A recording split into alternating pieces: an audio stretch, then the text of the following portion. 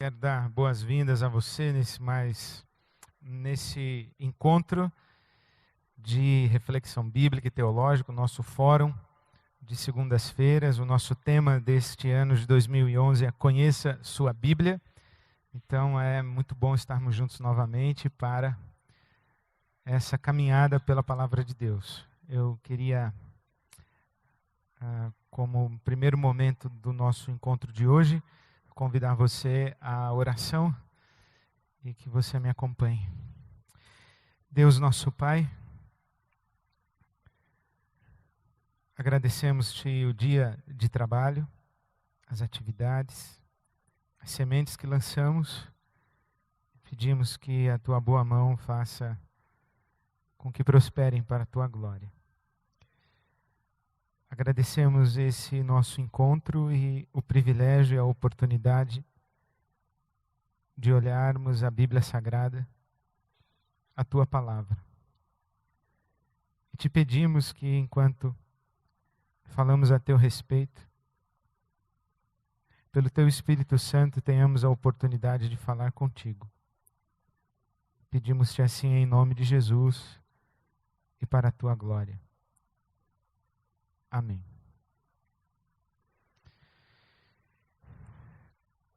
Conheça a sua Bíblia. Eu, a título de introdução para essa noite, gostaria de chamar a sua atenção para isso que eu chamaria de o tema central da Bíblia Sagrada. Pelo menos o tema central da Bíblia Sagrada a respeito da Bíblia Sagrada. Ou o tema central da Bíblia Sagrada enquanto nós estamos tentando entender a Bíblia Sagrada. Se eu compreendo bem por que foi que Deus escreveu um livro, essa pergunta que está por trás desta afirmação, o tema central da Bíblia Sagrada, por que foi que Deus escreveu um livro? Eu escolho parafrasear o Alberto Caeiro, que é um heterônimo do Fernando Pessoa. Ele diz assim: o universo não é uma ideia minha. Minha ideia do universo é que é uma ideia minha. Parafraseando o Alberto Caeiro, eu diria que Deus não é uma ideia minha. A minha ideia de Deus é que é uma ideia minha. Deus não é uma ideia nossa. A nossa ideia de Deus é que é uma ideia nossa. Há uma diferença entre Deus em si, se podemos falar assim, e a ideia que nós temos a respeito de Deus. Entre aquilo que Deus é e aquilo que pensamos que Ele seja. Aquilo que Deus é em si e as imagens que temos a respeito dEle. A compreensão que temos a respeito dele, a percepção que temos a respeito dele. Então, usando essa fala, ou esta expressão do Alberto Caeiro, e parafraseando, dizendo que Deus não é uma ideia minha, a ideia que tenho de Deus é que é uma ideia minha. Eu diria que o tema central da Bíblia Sagrada é o monoteísmo. O tema central da Bíblia Sagrada é Deus. Porque quando falamos na Bíblia Sagrada, nós falamos da revelação de Deus. Deus se revelando. Então, a Bíblia Sagrada é Deus mostrando a si mesmo. E partilhando conosco a ideia que Ele tem a respeito dele mesmo. É Deus mostrando a sua natureza, a sua identidade, o seu caráter. Então, o tema central da Bíblia Sagrada é o monoteísmo. E por que eu digo que é o monoteísmo e não Deus? Porque acredito, e não estou sozinho, que a grande invenção do judaísmo é o monoteísmo. Se os judeus não tivessem contribuído com mais nada na história da civilização humana, e tivessem apenas oferecido essa ideia de que só existe um Deus, já teriam feito algo extraordinário e incomparável. Esta afirmação de que existe apenas um Deus é o monoteísmo. E acho que é importante nós também compreendermos o que está por trás da expressão monoteísmo ou desta afirmação de que só existe um Deus. Não é que o Deus da Bíblia Sagrada é o maior de todos os deuses, é o mais poderoso de todos os deuses. Ele é o único. Ele não é o mais poderoso de todos, porque não existem outros, é um só existe um Deus.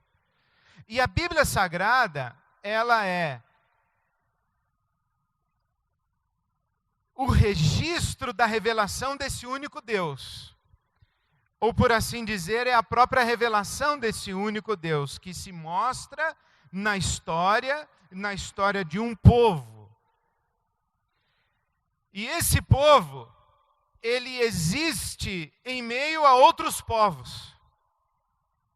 E todos estes outros povos têm compreensões e percepções do divino e das divindades.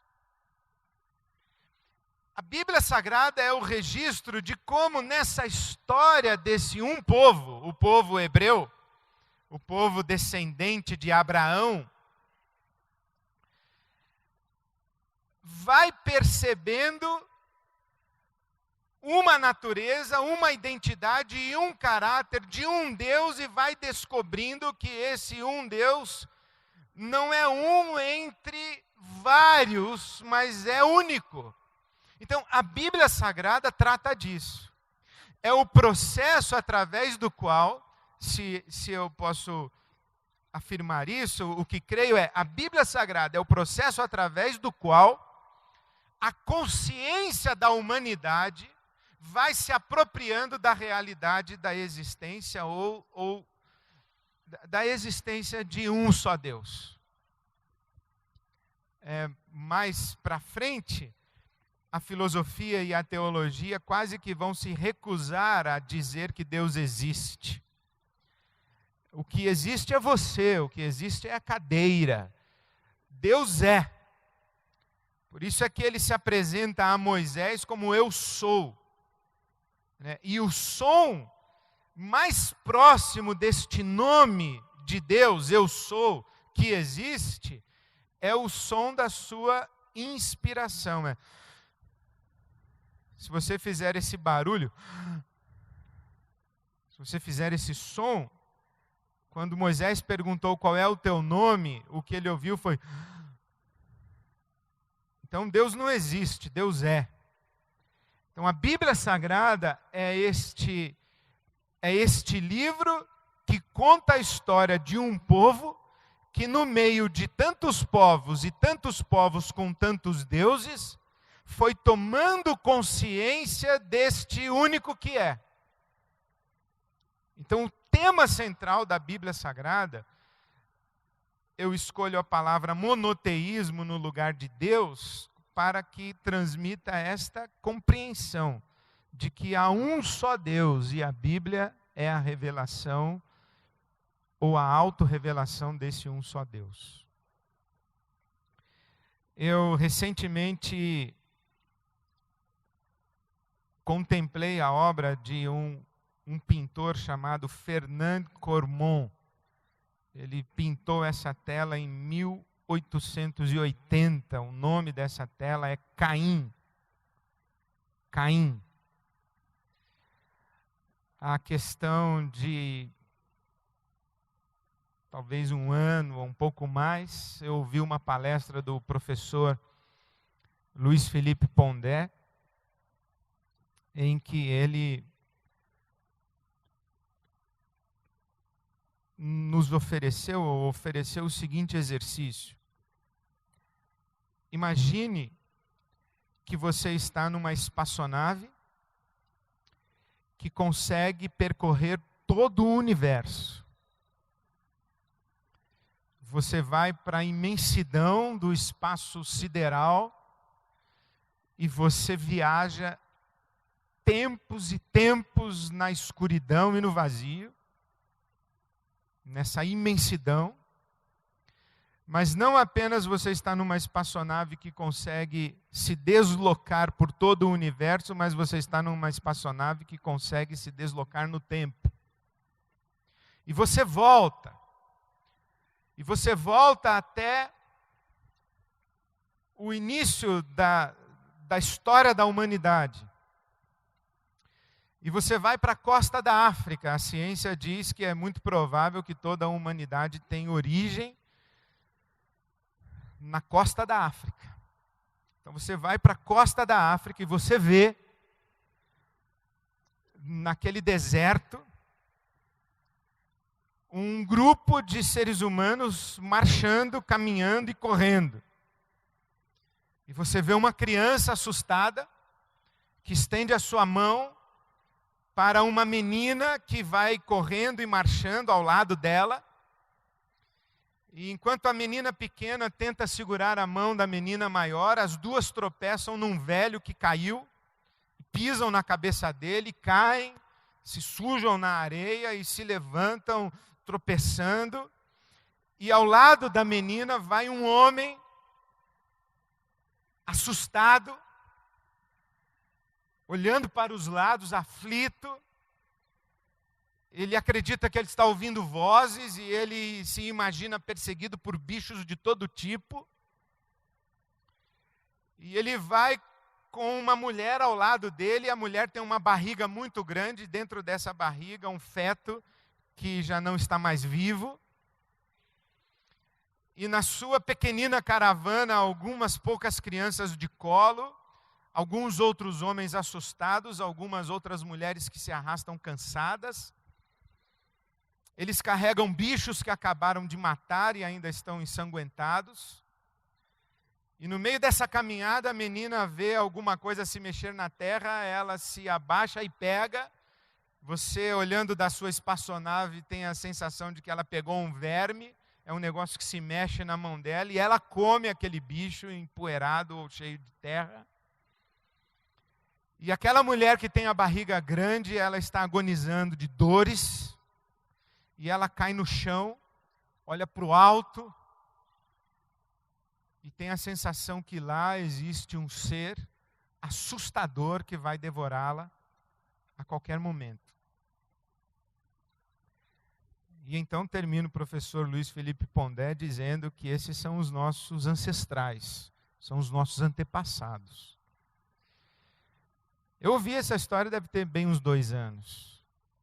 Mas quando há poucos dias eu contemplei essa tela chamada Caim, eu lembrei da descrição. Você imagina, você conhece a história de Caim, que matou o seu irmão, e que foi então expulso da presença de Deus e recebeu um sinal para que ele não fosse morto. E a Bíblia Sagrada diz que foi um sinal que o protegeu de ser morto, mas eu penso que foi um sinal que o condenou à vida. Não apenas foi um sinal que o protegeu de ser morto, mas foi um sinal que o condenou a continuar vivo depois de matar o irmão e depois de ter sido rejeitado por esse Deus, esse ser aí. Porque você imagina, Adão e Eva, o primeiro casal, os seus filhos, Caim e Abel. Adão e Eva estão expulsos do paraíso. Caim e Abel estão expulsos do paraíso, eles estão do lado de fora. Deus não é mais aquele ser amigável e amistoso do paraíso. Deus é o juiz que os expulsou. Eles tentam se apresentar para esse Deus, que eles não fazem muita ideia de quem seja, nem como seja. Eles não fazem muita ideia de quais são os critérios desse Deus. Esse Deus para eles é razoavelmente desconhecido. Um oferece um bicho, o outro oferece fruto da terra. O que oferece um bicho recebe o favor desse Deus, o que oferece fruto da terra é rejeitado por esse Deus. Então eles estão fora do paraíso diante de um ser que tem o poder de destruí-los e esse camarada chamado Caim não conseguiu conquistar o favor deste ser. Cresce no coração dele a inveja pelo irmão que é agraciado deste ser. Ele mata o irmão, é advertido por essa divindade, ou por esse ser supremo, ou por esse Deus, digamos assim. É advertido, o pecado está aí à tua porta e a ti compete dominá-lo, mas ele não domina o pecado, ele mata o irmão. Agora ele tem uma culpa diante do pai, Adão, ele tem uma culpa diante da mãe, a Eva, ele tem uma culpa diante desse Deus, ele tem um irmão morto, a mão está suja de sangue, esse Deus aparece novamente e o expulsa pela terceira vez.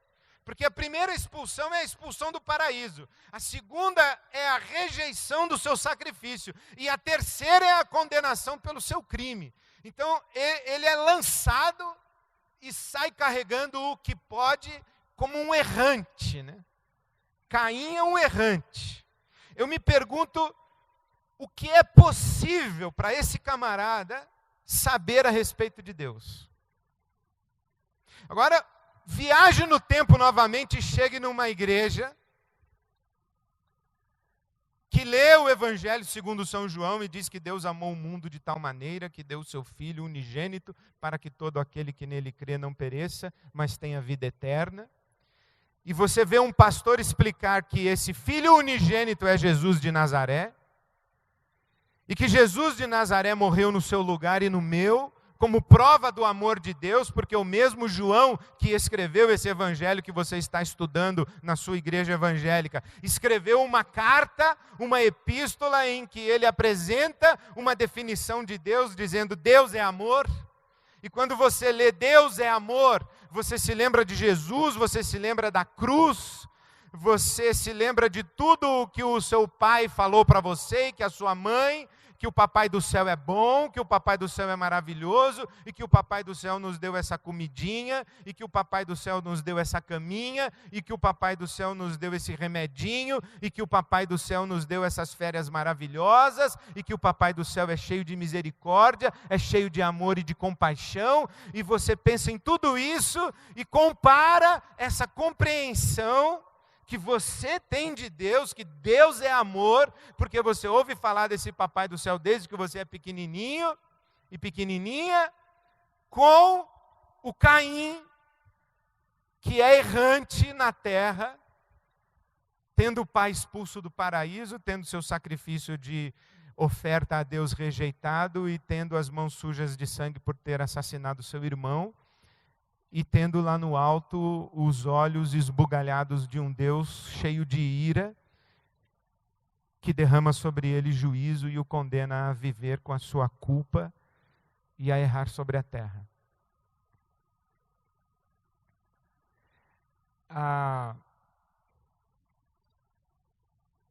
Pense nessa figura de Jesus Cristo num crucifixo. Esse Jesus Cristo de cabelos longos, olhos azuis, a pele branca. Esse Jesus anglo-americano, europeu anglo-americano. Né? Um Jesus bonitão, do Mel Gibson. Pensa nesse Jesus, pensa nos quadros que os artistas medievais pintaram para esse Jesus, penso numa cruz, essa figura, e debaixo dessa figura escrito é o Cordeiro de Deus, que tira o pecado do mundo, ou debaixo dessa figura Deus é amor. E pensa no Caim, a distância que existe entre essas duas percepções de Deus. Pensa num salmo de Davi, porque o Senhor é bom e a sua misericórdia dura para sempre. Pense num salmo de Davi, porque a sua ira dura só um momento, no entanto, o seu favor permanece a vida inteira. Quanto tempo demora para que um ser humano deixe de ter a percepção que esse Caim tem de Deus, para ter a percepção que um Davi, um rei Davi, tem de Deus, que um apóstolo João tem de Deus. E pense como que os líderes religiosos de hoje, que você conhece, entre os quais eu me incluo,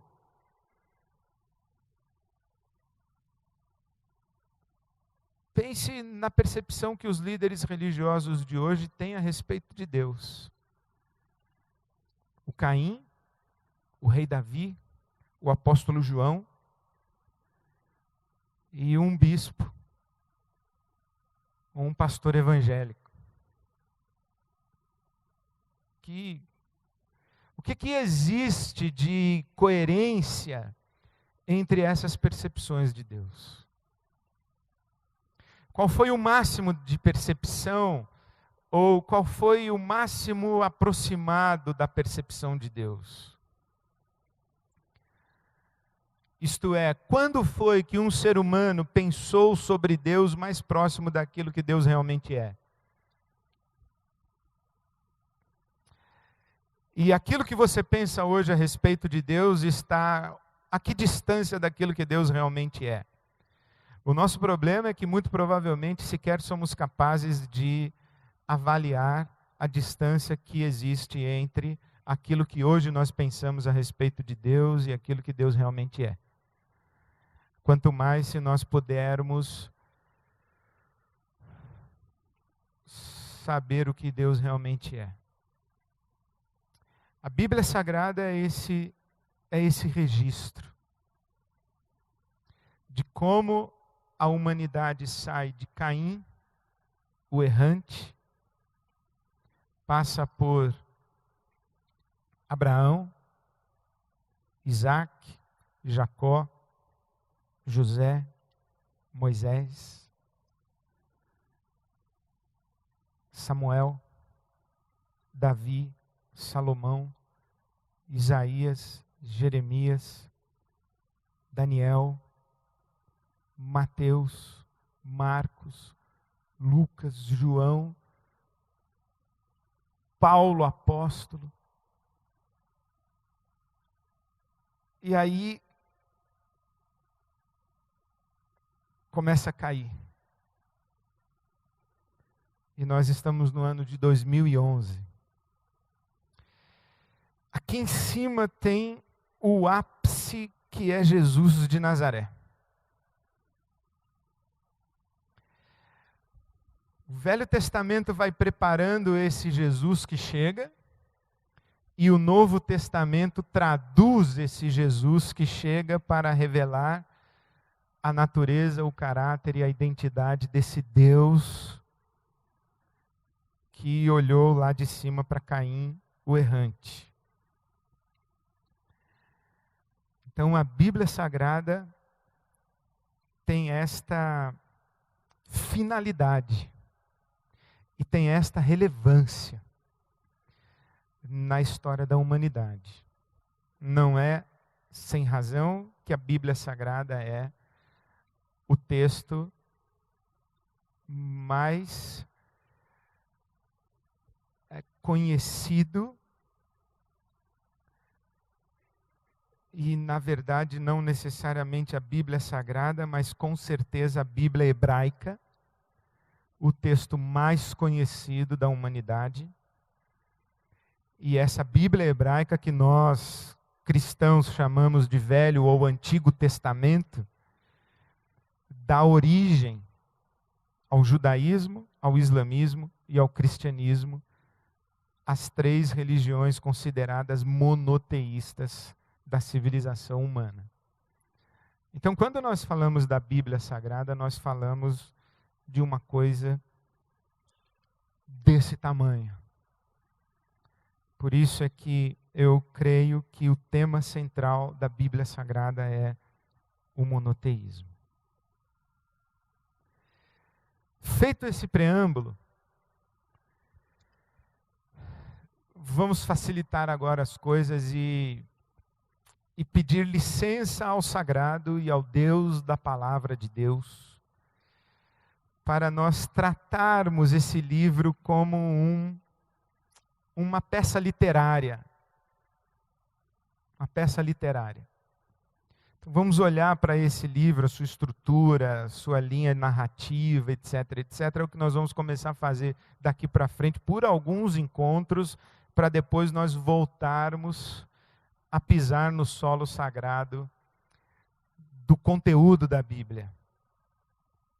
Então, coisa fácil. O Velho Testamento é assim dividido. O Velho Testamento é o arco do triunfo.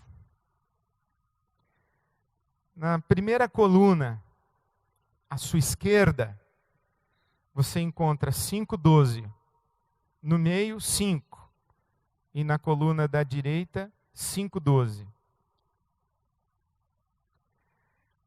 Você vai memorizar isso fácil. Aí estão todos os livros do Velho Testamento, da Bíblia chamada protestante, né? Nós já estudamos isso no outro encontro. Nosso Velho Testamento, nós que somos protestantes, tem 39 livros. Quantos livros tem o Novo Testamento?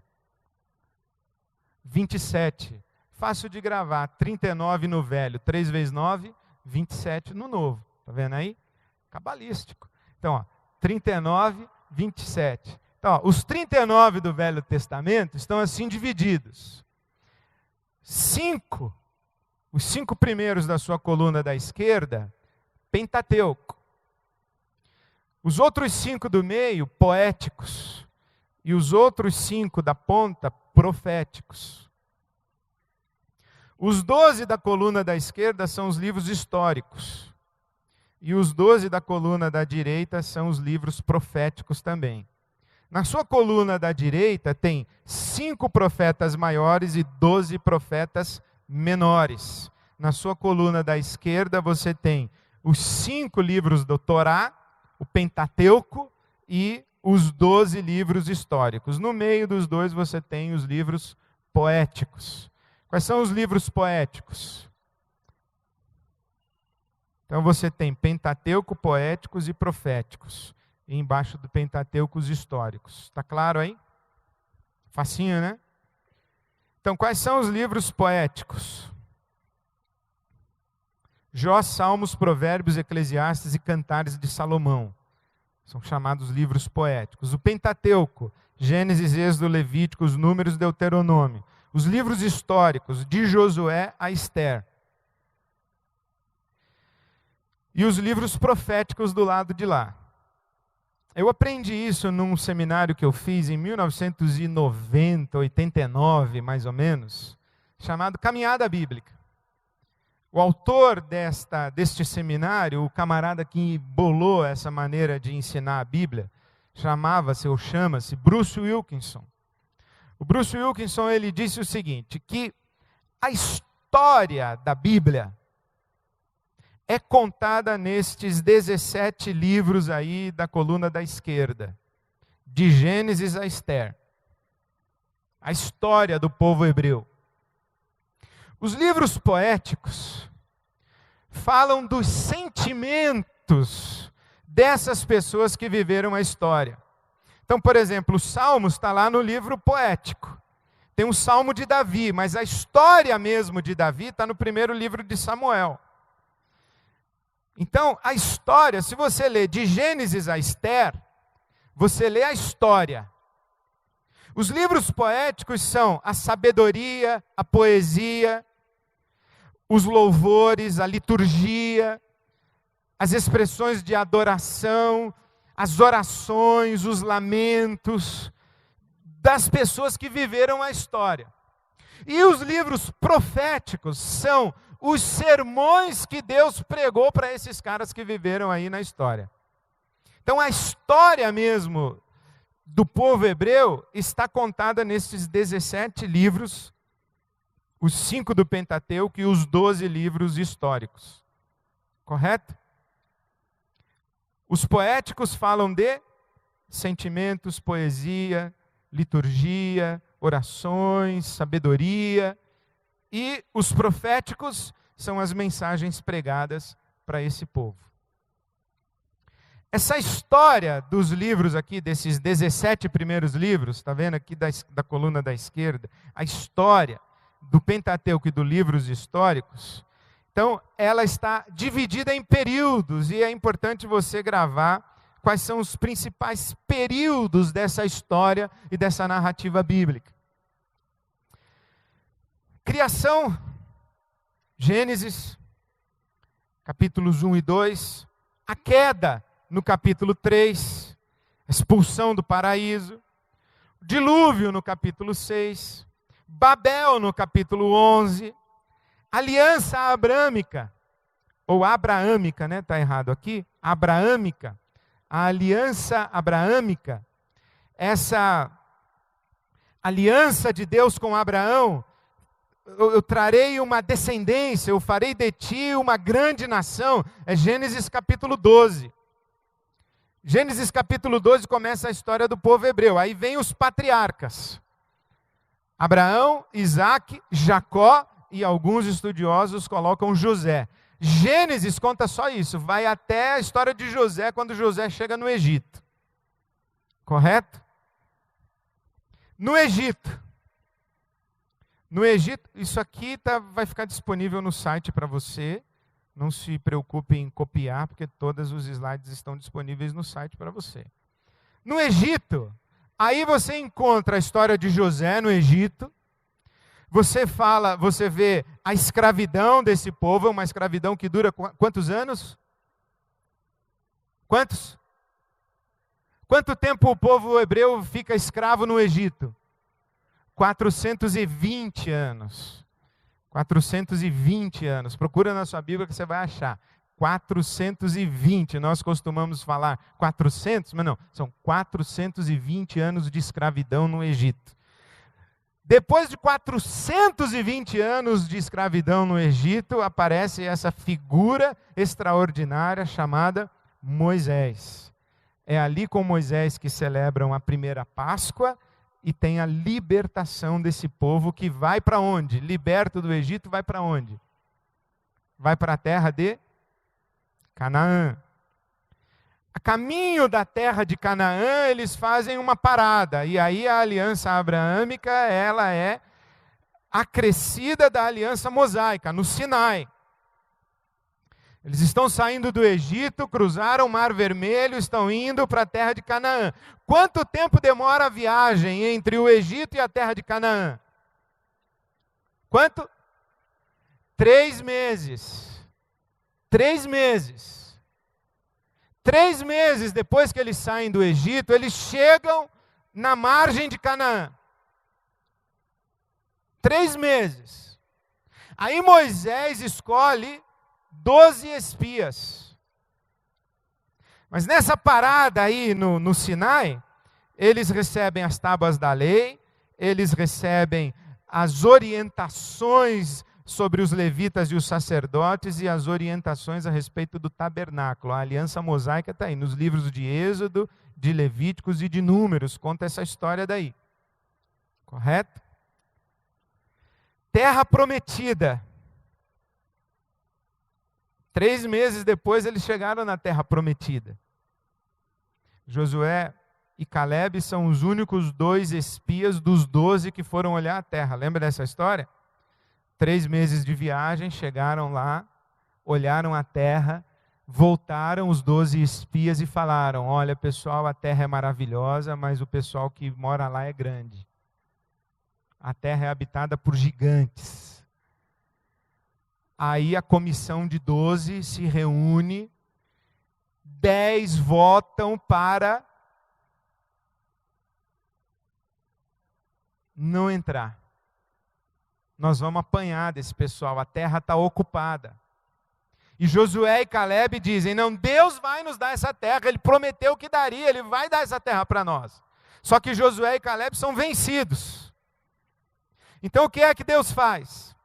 Pega essa geração que saiu do Egito, anda com ela no deserto durante 40 anos, aí morre todo mundo, menos Josué e Caleb. Morre todo mundo, aí tem uma outra geração. Então, primeira viagem, 3 meses. A segunda viagem, 40 anos.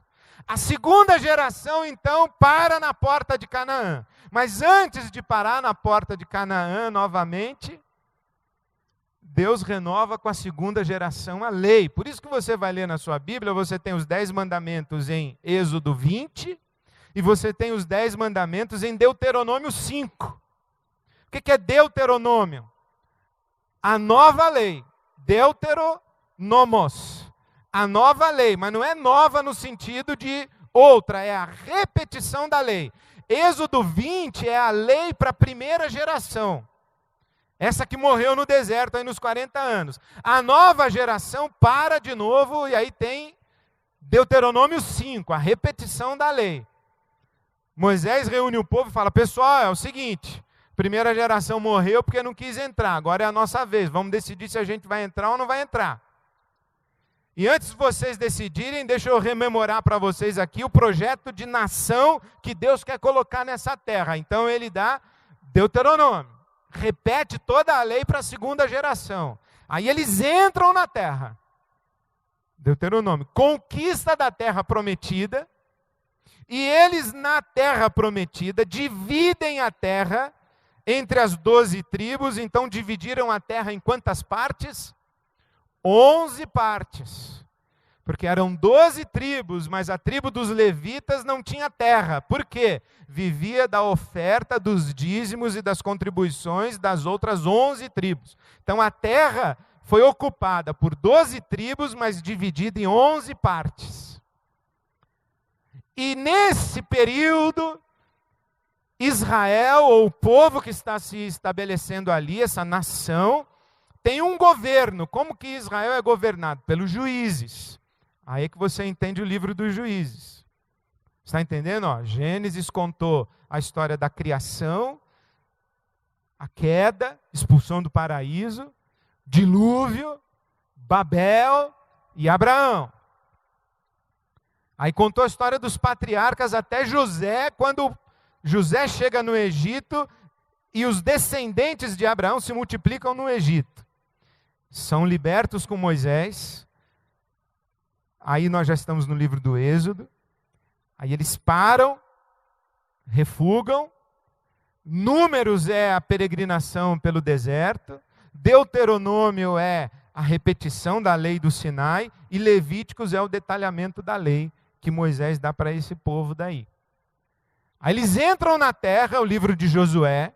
O livro de Josué conta a conquista da terra. E o livro dos Juízes conta como vivia esse povo na terra de Canaã, que eles acabaram de conquistar. Juízes. O último juiz foi um camarada chamado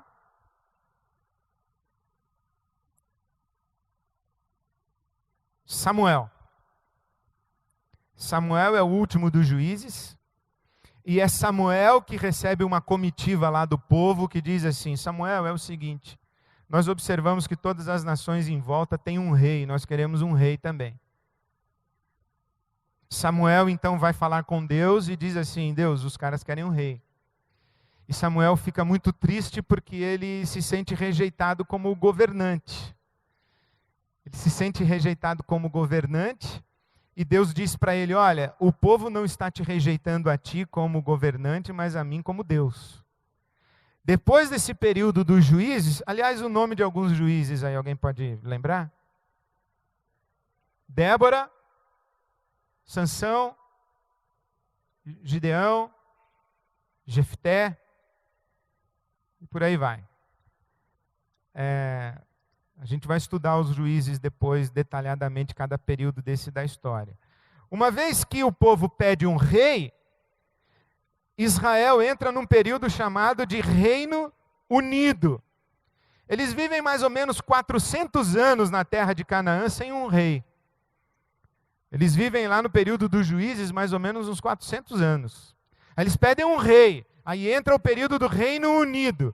As 12 tribos, então, obedecem a um único rei. O primeiro rei é Saul, o segundo rei é Davi, e o terceiro rei é Salomão.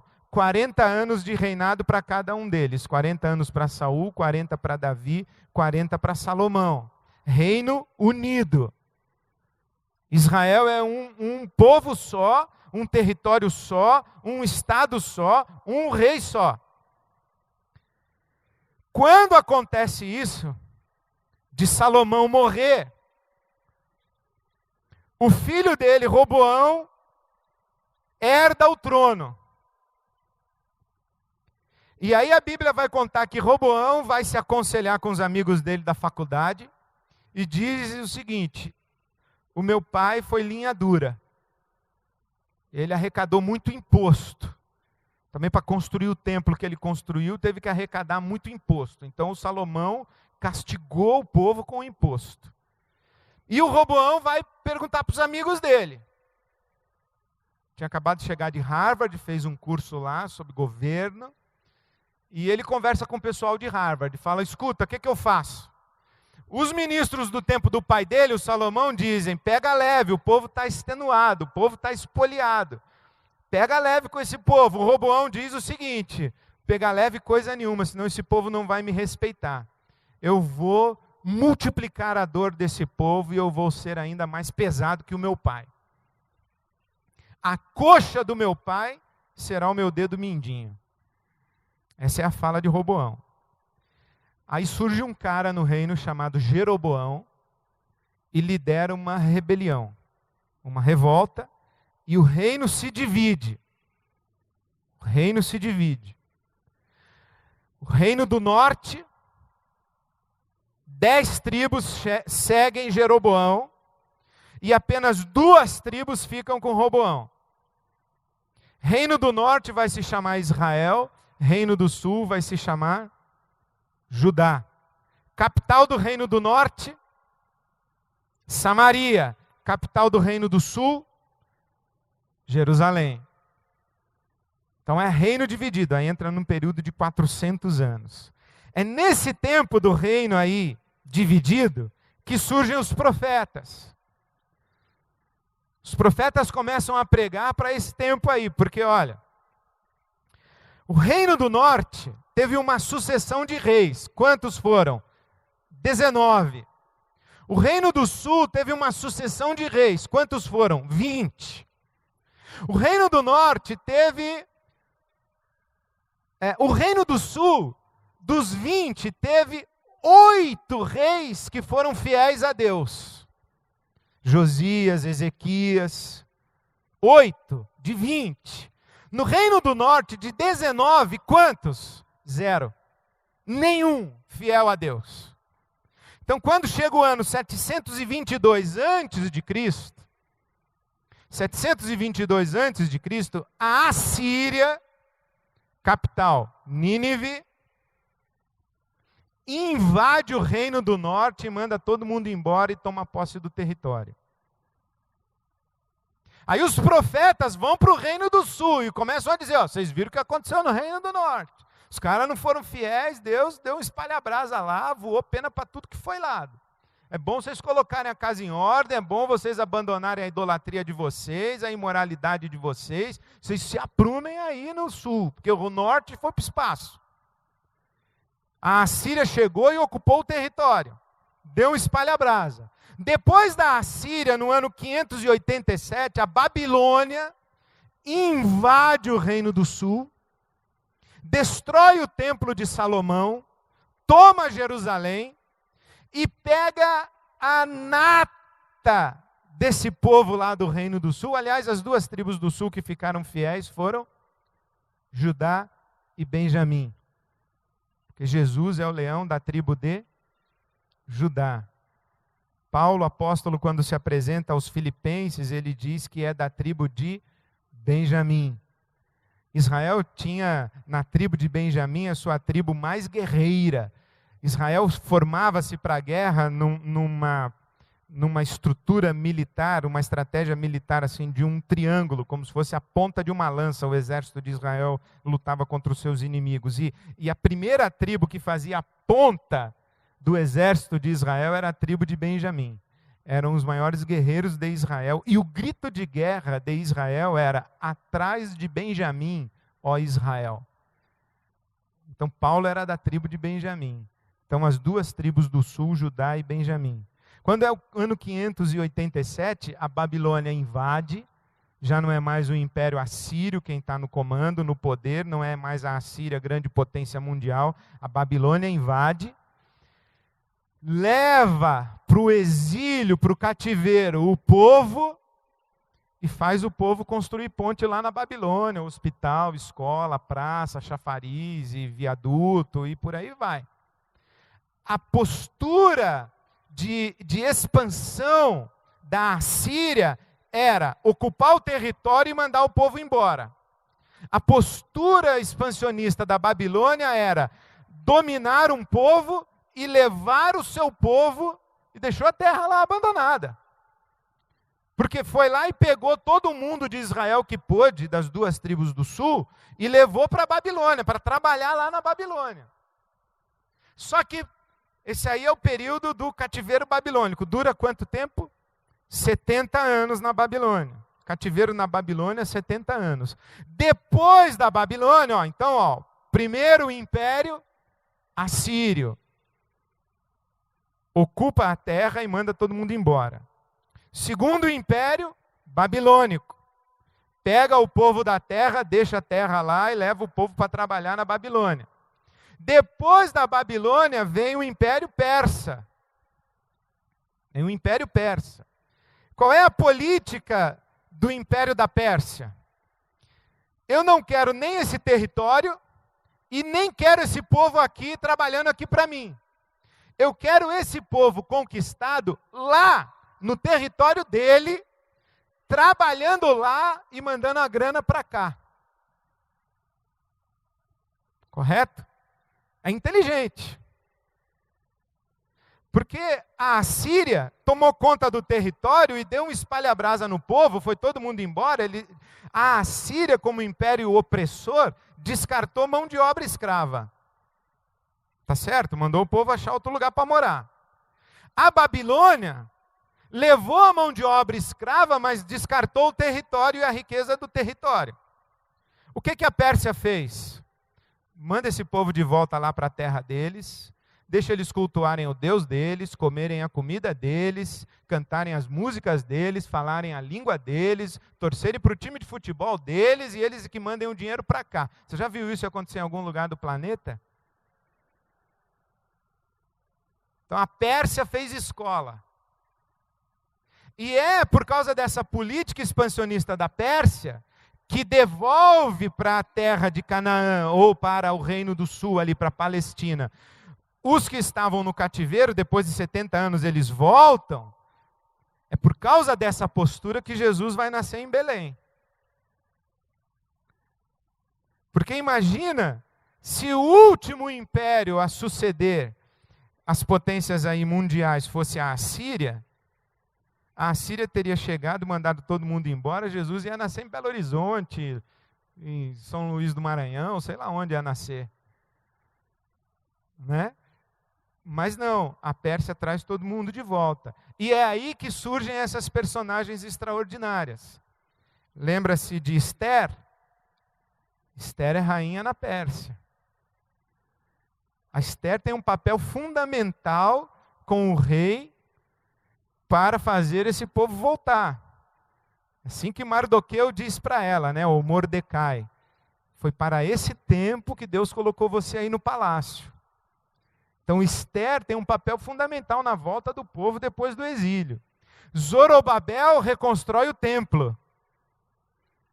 Neemias reconstrói os muros de Jerusalém. E Esdras traz o povo de volta e faz a renovação da aliança com o povo quando ele se estabelece de novo aí no sul. Depois dessa volta do exílio, silêncio absoluto por 400 anos, representados aí pelas páginas em branco da sua Bíblia Sagrada, entre o Antigo Testamento e o Novo Testamento, 400 anos de silêncio, até que esse silêncio em Israel é rompido quando João Batista aponta para um sujeito e diz: eis o Cordeiro de Deus que tira o pecado do mundo, o desejado de todas as nações acabou de pisar a terra de Israel. O Messias chegou. Então, a saga de Israel é essa aí. O que é importante que você tenha noção? Primeiro, não dá para datar. Eu sei que tem gente que acredita que o ser humano tem apenas 6.000 anos, mas parece que é uma questão sem comentários. Então, o período do Gênesis não dá para datar.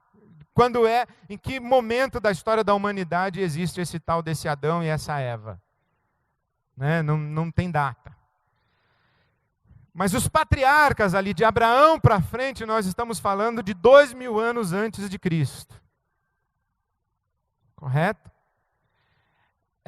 Há quem diga que o período ali do dilúvio e de Babel tem 2.000 anos antes de Abraão. Tá? É por isso que o pessoal diz que o ser humano tem 6.000 anos. 2.000 anos entre o dilúvio, ou Babel, e Abraão. 2.000 anos de Abraão até Cristo. E 2.000 anos de Cristo até nós. Então, 6.000 anos. Mas não vale a pena gastar tempo com isso. Mas de Abraão para frente, 2.000 anos. O êxodo do Egito, nós estamos no ano 1400 antes de Cristo. O Reino Unido por volta do ano 1000 antes de Cristo. Por isso é que os profetas, eles começam a aparecer no ano 800 antes de Cristo. Os profetas, inclusive, estão divididos entre profetas pré-exílicos, exílicos e pós-exílicos. Os profetas que falaram: olha, Deus vai castigar se vocês não colocarem a casa em ordem. Os profetas que profetizam no exílio, como por exemplo Daniel, é um profeta exílico. Quando Daniel prega, ele já está na Babilônia. Lembra que ele está na Babilônia? Ele é jogado na cova dos leões porque ele se recusa a adorar o Nabucodonosor. Então Daniel é um profeta exílico. Tá? Isaías, por outro lado, é um profeta pré-exílico. E os outros profetas são pós-exílicos, alguns outros. Então os profetas começam a aparecer no ano 800 a.C. Platão aparece no ano 500 a.C. Isaías é mais antigo que Platão.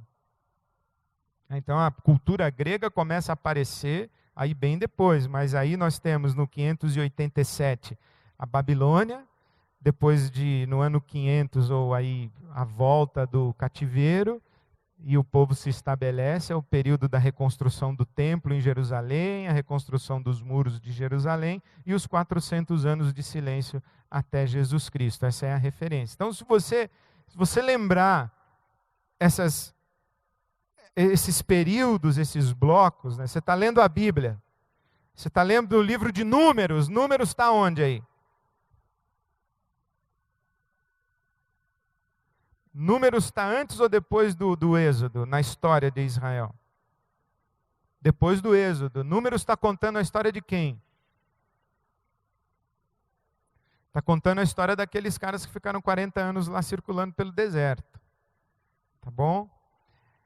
Se você está aí, por exemplo, no livro dos reis, você está no período do reino dividido. Se você está lendo o livro de Samuel, a história de Davi, Saul, Salomão, você está no período do Reino Unido. Está vendo? Você está lendo Josué, você está lendo a conquista da terra. Então, acho que os blocos de tempo são os patriarcas, José no Egito, libertação com Moisés, 40 anos de deserto, juízes, Reino Unido, reino dividido, exílio, volta do exílio, silêncio até chegar Jesus. Então, essa aqui, eu acredito, é a moldura da narrativa bíblica. Eu volto para esse quadro que eu penso que é muito importante para você, Pentateuco, poéticos e proféticos, os proféticos, os profetas maiores e os profetas menores. Por que são profetas maiores e menores? Somente por uma razão. Os profetas maiores escreveram bastante e os profetas menores escreveram um pouquinho. É só por isso. Não tem outra razão. Não é uma questão de relevância, de importância, de estatura física, nem de graduação, nem de um tinha doutorado, o outro era semi-analfabeto, não tem nada disso. Um escreveu mais, outro escreveu menos. Os que escreveram menos foram classificados como profetas menores, que escreveram mais foram profetas maiores. Lembre-se, essa coluna da esquerda aí, do Gênesis até Esther, você lê toda a história e toda a saga de Israel. É muito interessante que primeiro e segundo livro de Samuel, o primeiro e segundo livro de Samuel, Reino Unido. Primeiro e segundo livro dos Reis, Reino dividido. E o livro das Crônicas são as notícias do jornal, ou os editoriais desses períodos todos aí. Se você pegar as crônicas, você está repetindo as histórias contadas em Samuel e Reis. Aliás, só a título de curiosidade, vamos abrir a Bíblia em 1 Reis. Não existe 1 Reis.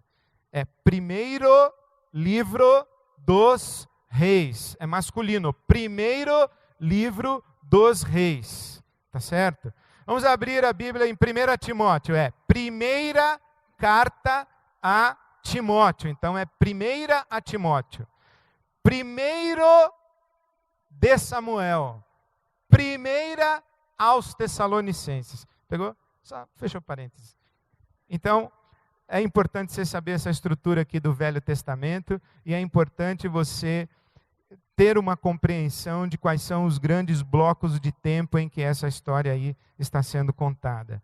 E eu insisto que enquanto nós estivermos olhando essa história, ao longo dos nossos próximos encontros, nós estaremos em busca de identificar esse Deus que vai se revelando e se apresentando como o único Deus. Quem é esse Deus? Qual a identidade dele, qual o caráter dele? Ele como único que se revela a partir de um povo, mas que tem ambições universais, que são explicitadas nas últimas palavras de Jesus, antes de sua ascensão. Vocês serão cheios do Espírito Santo e serão minhas testemunhas tanto em Jerusalém, como em toda a Judéia e Samaria, e até os confins da terra, porque esse Deus que se apresenta e se revela a um povo a partir de Jerusalém, a partir de Sião, a partir da descendência de Abraão, esse Deus, ele é o único sobre todo o universo e até, no nosso caso, os confins da terra. A minha oração é que, ao longo desses encontros, nós sejamos capazes de conhecer melhor a história de Israel, e conhecer melhor esse Deus e Pai de nosso Senhor Jesus Cristo. Amém. Amém. Já veio uma pergunta aqui que eu não sei responder, eu tenho que pesquisar. Quando o povo começa a ser chamado de povo hebreu? Não sei. Tem uma explicação aqui que eu não vou arriscar dar a explicação agora, porque eu vou me perder, eu vou explicar errado. Mas tem uma explicação muito interessante. Por que é povo hebreu?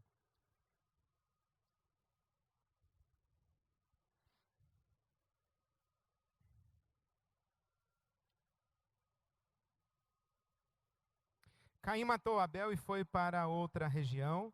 E se Adão e Eva eram os pais e não tinha mais ninguém na terra, como ele casou e teve filhos. Então, aqui começam a surgir os problemas e as perguntas.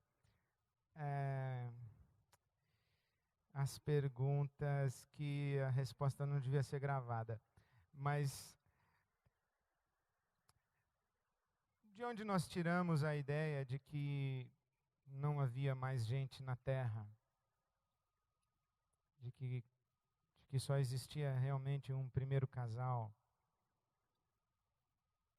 Lembre-se, a Bíblia não é um livro de ciência. A Bíblia não está contando, não é uma narrativa científica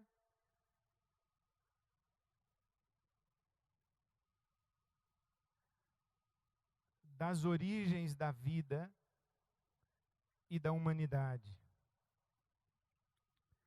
A Bíblia é um livro que pretende revelar esse Deus e não explicar cientificamente a humanidade. Inclusive, a ordem dos dias da criação é muito complicada cientificamente. Como é que uma coisa existe antes da outra ali? Se no primeiro dia Deus fez A, como é que no segundo dia tem o B? Então a Bíblia quer mostrar que por trás desse universo existe um Criador, uma intenção inteligente e amorosa, mas não quer explicar cientificamente como as coisas aconteceram. Então, eu não tenho muita certeza que só existiam Adão e Eva na terra quando Caim foi expulso.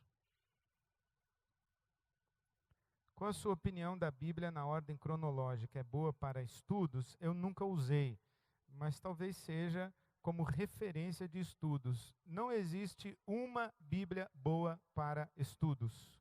Se você quer estudar a Bíblia, você vai ter que usar várias Bíblias. Você vai escolher uma com a qual você vai se identificar. Eu, pessoalmente, quando eu preciso estudar a Bíblia, que é diferente de fazer leitura devocional, ler a Bíblia, quando eu quero estudar, eu quero checar, eu tenho a Bíblia de Jerusalém como a minha Bíblia de referência por enquanto. Mas se você quer estudar a Bíblia, você vai precisar de várias.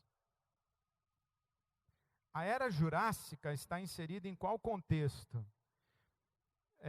Na Bíblia não está. Babilônia é hoje o atual Iraque? Alguma relação profética em relação à situação atual entre nós? Não, é o atual Iraque, mas eu não vejo relação profética com o que está acontecendo hoje. Ou melhor dizendo, eu não faço uma leitura apocalíptica dos fenômenos mundiais. Teve a tsunami, tá vendo? Está chegando o fim do mundo. Calma, muita calma nessa hora. Eu tenho muita dificuldade com esse tipo de leitura. Então, não sou a melhor pessoa para responder. Deus mudou ou a humanidade mudou? Não, a percepção da humanidade a respeito de Deus mudou. Foi mudando ao longo do tempo. Mas quando a Bíblia diz em Hebreus que Deus ou Jesus Cristo é o mesmo ontem, hoje e eternamente, ela está querendo afirmar isso. O caráter de Deus não muda. Mas a percepção que se tem de Deus muda sim. De onde vem o termo Sion e o que significa? Sião, a terra de Sião, Monte Sião. O Monte Sião sobre o qual está estabelecida a cidade de Jerusalém. Quando o Império Romano entrou na história de Israel, como era a submissão dos romanos? Os romanos aparecem no Novo Testamento. Você viu que eu contei até o Império Persa. O Império Persa é sucedido pelo Império Romano. Os romanos, eles aparecem nas páginas da Bíblia Sagrada no Novo Testamento.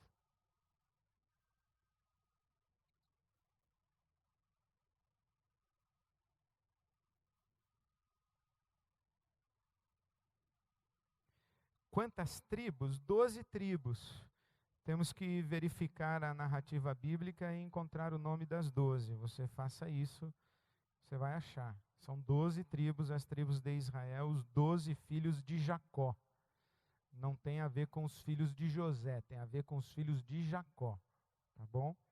A obra de Deus é tão linda quanto ele. Fale-nos então do momento de tristeza de Deus e arrependimento de Deus no Gênesis, que ele se arrependeu de ter criado a humanidade. Essa é uma outra pergunta muito interessante, que a teologia vai se dividir na hora de explicar. Se você faz uma leitura grega da Bíblia Sagrada, Deus não pode se arrepender.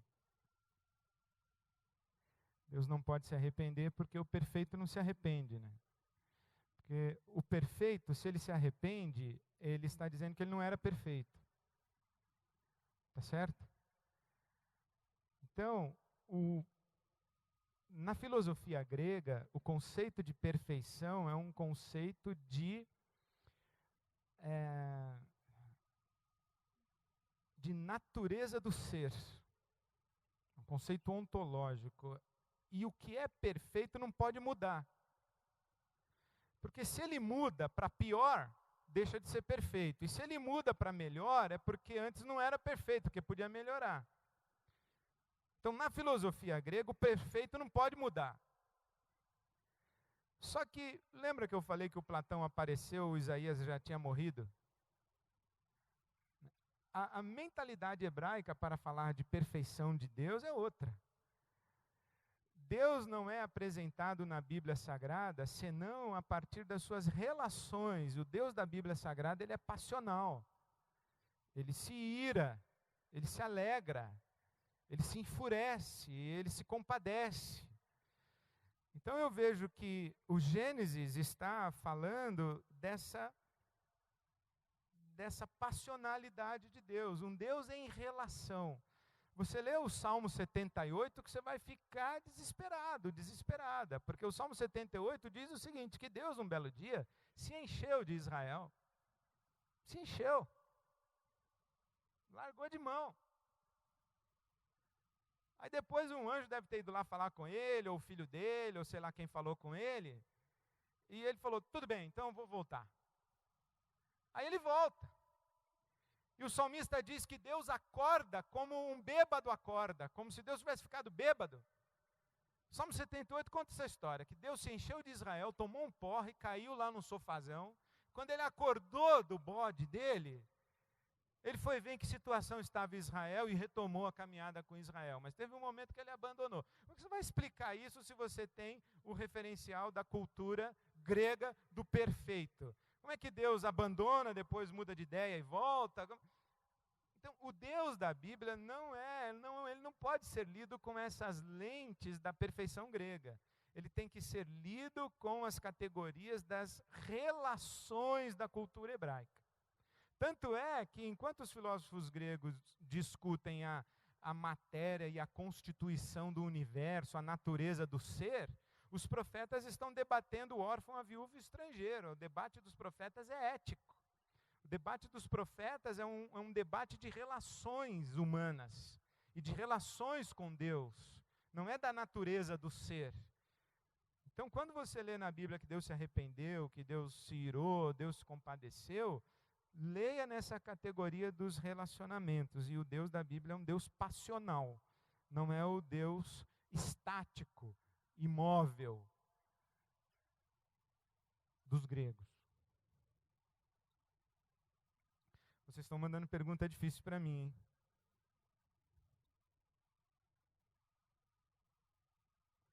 Essa pergunta aqui sobre taoísmo, eu não sei responder, não. Não sei nem as de cristianismo direito, de taoísmo, então, nem me diga. A ligação entre o atual Estado de Israel e as promessas ao povo de Israel. Há uma corrente teológica que diz que absolutamente sim. Eu faço parte da corrente teológica que diz que absolutamente não. Tem nada a ver o Estado de Israel de hoje com o Estado de Israel da Bíblia Sagrada. Inclusive, se você vai ler Gálatas, se você vai ler Romanos, você vai ver o apóstolo Paulo falar categórica e taxativamente que os que são da fé é que são a verdadeira descendência de Abraão. Numa afirmação muito simples, a igreja é o Israel de Deus. Não a igreja do Novo Testamento, mas a igreja como esta comunidade de gente de toda raça, tribo, língua e nação. Esse é o verdadeiro Israel de Deus, diz o apóstolo Paulo aos Gálatas. Os que são da fé é que são o verdadeiro Israel de Deus. Agora, se Deus tem alguma pendência com esse povo que é descendência de Abraão, que ainda existe, que é o que dá a entender Romanos 8, 9 e 10, ou Romanos 9, 10 e 11, essa é uma discussão intensa, mas eu penso que o Estado de Israel não é uma continuidade daquele Estado da Bíblia Sagrada. No Alcorão pode revelar algo sobre Deus?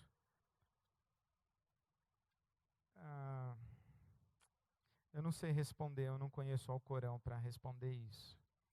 Mas em tese, Alá é o Deus de Abraão. E se você ler o livro do rabino Newton Bonder, Tirando os Sapatos, ele, um rabino, um judeu, ele foi à terra de Israel, fez o caminho de Abraão e lá ele encontrou os árabes muçulmanos, islâmicos. E na tradição dos árabes islâmicos, o filho da promessa é Ismael, não é Isaac. Isaac é o falso. O filho da promessa é Ismael. E o rabino Newton Bonder conta o susto que ele levou e como ele se sentiu quando ele foi tratado como descendente do filho bastardo. Que é como nós tratamos os descendentes de Ismael. Os descendentes de Ismael é que são os filhos descendentes do filho bastardo, não os descendentes de Isaac. Então, em tese, Alá é o Deus de Abraão.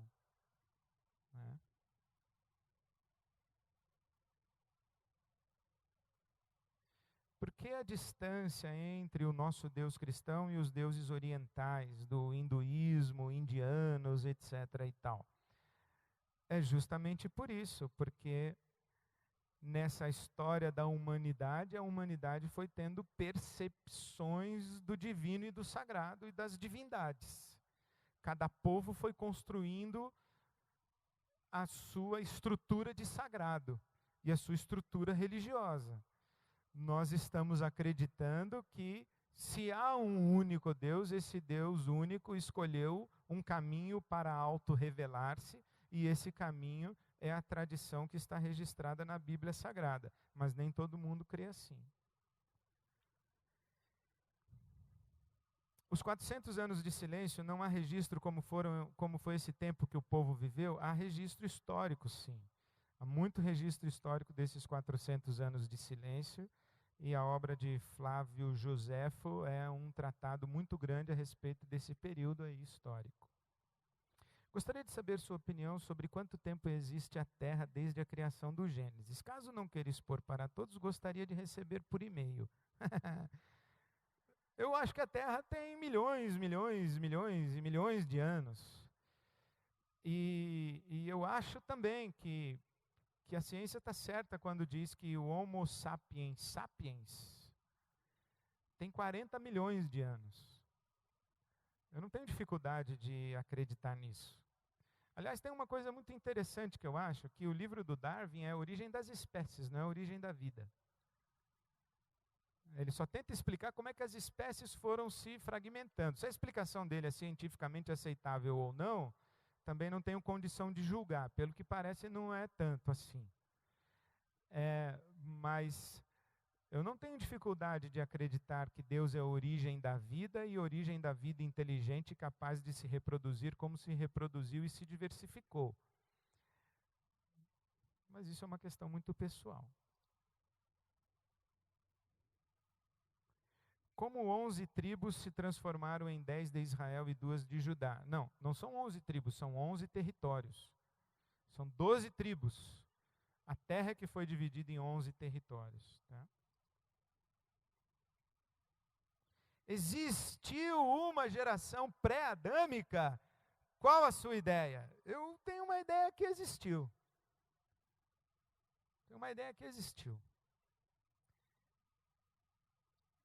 Eu li uma vez um livro que inclusive foi publicado pela Vida Nova, A Imagem de Deus no Homem, em que o autor, que é um cientista e o coautor é um teólogo, o cientista diz assim: a Bíblia diz que Deus criou o homem do pó da terra e soprou nele o fôlego da vida. Quanto tempo demorou entre pó da terra e Deus soprar nele o fôlego da vida?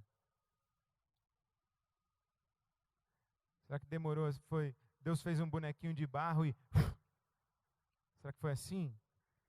Ou o pó da terra, Deus foi formando o homem matéria orgânica e matéria orgânica partilhada com o todo do universo criado, e num determinado momento essa matéria orgânica recebe o fôlego da vida ou a imagem e a semelhança de Deus. Eu não sei, mas se eu descobrir lá no céu, não vou ficar assustado, não. Eu vou dizer assim, pô, bem que eu desconfiei que isso fazia mais sentido do que aquele negócio do bonequinho de barro. E como foi uma vítima? Pois se não havia uma... Caim foi uma vítima, pois se não havia uma regra para agradar a Deus, posso acreditar que ele fez o seu melhor. Caim foi uma vítima, essa é a tese do Saramago no livro dele, o Caim, que ele acabou de publicar antes de falecer. O Caim reclama com Deus, que Deus matou muito mais gente do que ele no Velho Testamento e sobrou para ele, Caim. Né? Então veja como é interessante, né? É muito importante a gente ler as pessoas que não concordam com a gente. As pessoas que não concordam com a gente, elas fazem perguntas que nos obrigam a pensar sobre a nossa fé, sobre a coerência da nossa fé. Né? Qual a explicação, por que razão Deus rejeitou Caim e aceitou o sacrifício de Abel?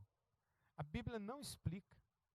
A gente vai deduzir depois que a vida está no sangue, que o sacrifício de Abel foi o sacrifício de um animal, né? E que o sacrifício de um animal oferecido por Abel foi um sacrifício que prefigurava o sacrifício do Cordeiro de Deus, e que o sacrifício de Abel, de Caim, que foi do fruto da terra, foi semelhante ao sacrifício de Adão e Eva no paraíso, porque Adão e Eva no paraíso, quando percebem a sua nudez, eles se cobrem com folhas, eles não se cobrem com peles de animais. Mas as folhas não foram suficientes para desviar a ira de Deus que estava posta sobre Adão e Eva. Assim como as folhas de parreira que cobriram Adão e Eva não foram suficientes para contentar Deus, e Deus julgou o casal, para cobrir o pecado do casal, também o fruto da terra não seria suficiente para cobrir o pecado de Caim. É por isso que o sacrifício do animal de Abel é aceito e o sacrifício do fruto da terra de Caim não é aceito, mas isso é uma dedução muito posterior. Você imaginar que o Caim ia saber disso tudo daí é muito complicado, né? Ainda bem que está acabando aqui.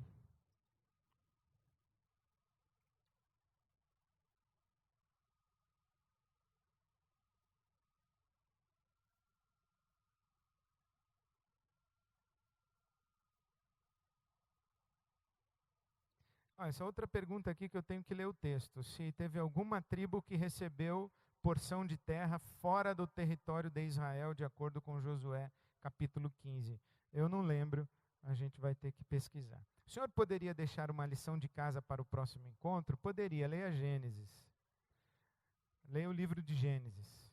Nós vamos, no próximo encontro, ficar só no Gênesis. Tá bom? E vamos aprofundar essa história da criação, da queda, dilúvio, Babel e dos patriarcas, Abraão, Isaac, Jacó e José. Tá? Gênesis conta essa história daí. Então leia Gênesis. Se você acabar de ler antes de chegar ao próximo encontro, lê de novo.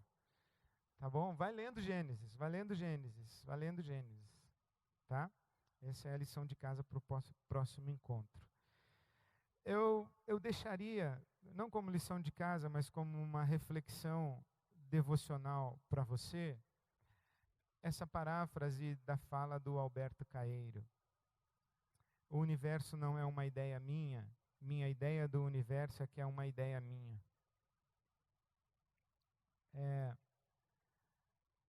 Deus não é uma ideia nossa. A nossa ideia de Deus é que é uma ideia nossa. Eu penso que, se é verdade, e assim eu creio, que não há nada que possa, como disse Spurgeon, que não há nada que possa tanto humilhar o nosso pensamento, quanto exaltá-lo, quanto a contemplação de Deus. Uma das atividades ou um dos empreendimentos mais sagrados da nossa caminhada espiritual é esse pensar a respeito de Deus. Para que a nossa ideia a respeito de Deus se aproxime o máximo possível do que Deus é mesmo de fato. Entende isso? Quer ver como isso é tão importante? Imagine o seguinte, que você é Abraão e você tem o seu filho amarrado em cima de uma pedra e você levantou um cutelo para matar o seu filho porque o seu Deus pediu para você fazer isso. Tá? Agora imagine que você é o filho, é o Isaac, que está amarrado, e você está olhando para o seu pai, e o seu pai, imagino, está chorando, lágrimas dele estão pingando em cima de você, e ele está dizendo: meu filho, isso é para Deus, isso é para Deus, é por causa de Deus que eu tenho que fazer isso, e você está olhando ele. Você acha que os dois ali têm a mesma percepção de Deus? Eles sentem Deus da mesma maneira, eles entendem Deus da mesma maneira, eles se relacionam com Deus da mesma maneira. Então veja como as nossas experiências na vida determinam ou influenciam, na melhor das hipóteses, influenciam muito a nossa percepção de Deus. Né? Então não há na nossa peregrinação espiritual talvez um exercício mais extraordinário do que nós nos valermos do que a Bíblia Sagrada nos oferece de revelação de Deus para nós, do que essa contemplação, ou do que esse exercício constante de fazermos o ajuste entre o que a Bíblia fala a respeito de Deus e a nossa percepção de Deus. Principalmente levando em conta que a nossa própria percepção de Deus já contamina a leitura que a gente faz da Bíblia. Né? Então, se a gente leva a sério mesmo a nossa peregrinação espiritual, não dá para você dormir no barulho de um pessoal que se converteu ontem, é semi-analfabeto e já vai ditar ordem de teologia e de regra moral, e vai fundar a igreja, vai ter programa de televisão e de rádio, o cara não sabe nem falar português, quer explicar a Bíblia, com todo respeito. Não é uma questão de preconceito, é uma questão de seriedade. Uma questão de seriedade. Né? O nosso exercício de investigar a Bíblia Sagrada na dependência do Espírito de Deus, para que o nosso entendimento seja iluminado, para que a nossa compreensão de Deus vá se ajustando cada vez mais àquilo que Deus realmente é. Eu penso que o trabalho de casa mecânico é ler o Gênesis. Mas enquanto você lê o Gênesis, o verdadeiro trabalho de casa é isso. É ler o Gênesis de joelhos, como dizia Lutero, a Bíblia deve ser lida de joelhos. É ler o Gênesis de joelhos para que o Espírito de Deus vá ajustando as duas imagens, aquilo que o Deus revelou de si mesmo e aquilo que você pensa a respeito de Deus, para que elas vão se aproximando, possam ir se aproximando o máximo possível. É o meu desejo, tanto para mim quanto para todos vocês. Amém? E uma boa noite a todos. Que Deus os leve na sua graça, na sua paz.